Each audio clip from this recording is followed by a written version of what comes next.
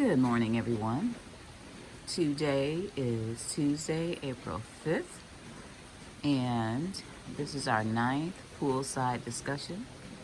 As you can see, I'm not next to the pool because it's raining. It poured down like crazy last night. It's lightened up a little bit, but I believe this will actually be the first all-day rainy day that we've had. It usually rains in the evening, if it rains at all, or in the middle of the night, but the forecast said it's going to rain all day, so this will be a day that I'll sit down at the computer and do some work when the internet comes back.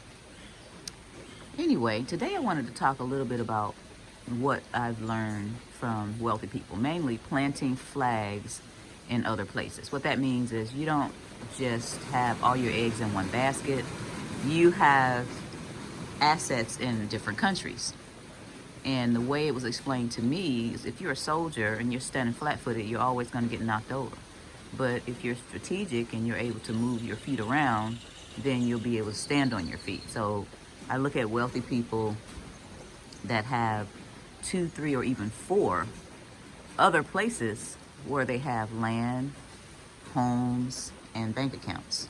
So that's part of planting flags in other places. One of the aspects of that I want to talk about is real estate. And I wanted to talk a little bit about national real estate and international real estate. I wanted to give you guys a tip on some of the things I've been studying. So the baby boomers are retiring, thousands, hundreds of thousands of them every day.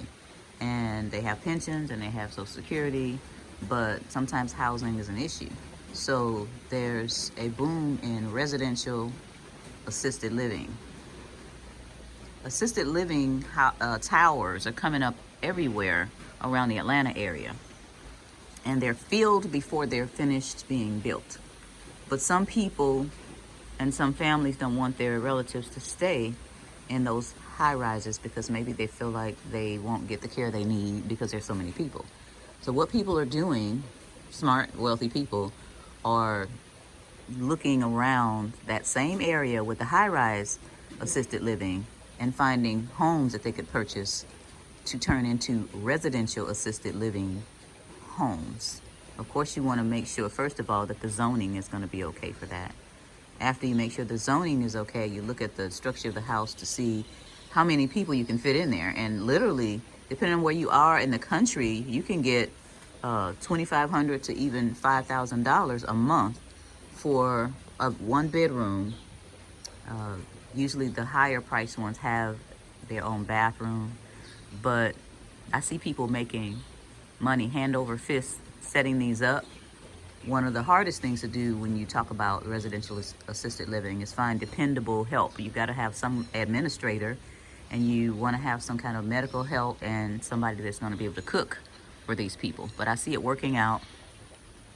One of the ladies at our church has had one for ages, and I see it working out for other people. And some of the people like it so much because it's quote unquote guaranteed income that they've purchased several homes and turned them into residential assisted living income producing properties. For example, if you go and find a home that has a basement, that would be ideal because if you can convert the basement into an apartment, that's where a permanent employee or a couple of permanent employees can stay all day, and maybe one of them that stays overnight. They take turns staying overnight, and then you have 4 or 5 bedrooms upstairs and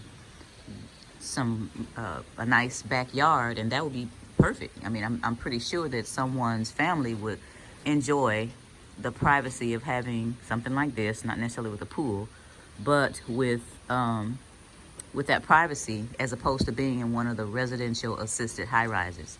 So that's what I had to say about the real estate in the United States.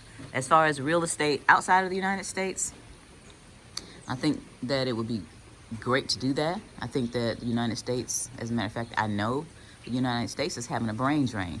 The smart people are getting up out of Dodge, or at least they are getting homes and building assets in other places, because when the excrement hits the portable cooling device, they'll be able to get on a plane and get out.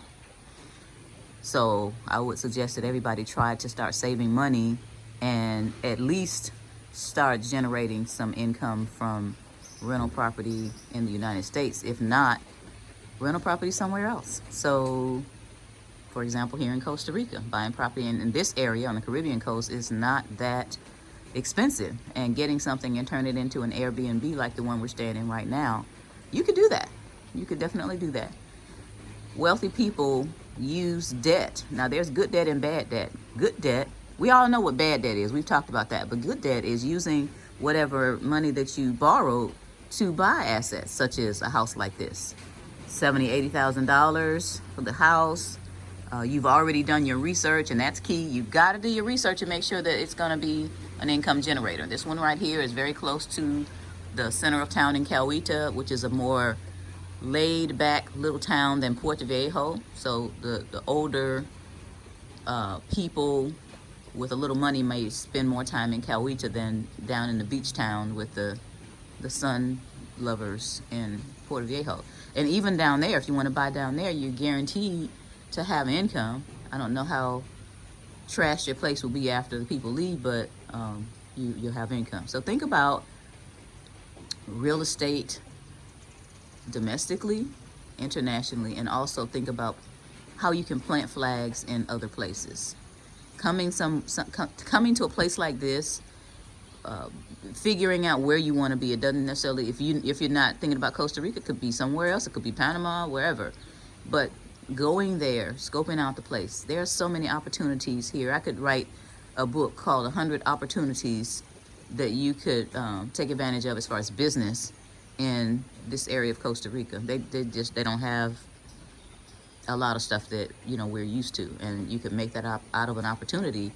But it's going to take some time. It's going to take effort, and if you're willing to put that in there, you will definitely prosper. Because there was an article that I saw in 2019 that asked the question, will Limon be the new Cancun? And I believe it will. So I feel like somebody who struck gold, found property in Hawaii in the 60s or something like that. So I am building up to that. It's taking time.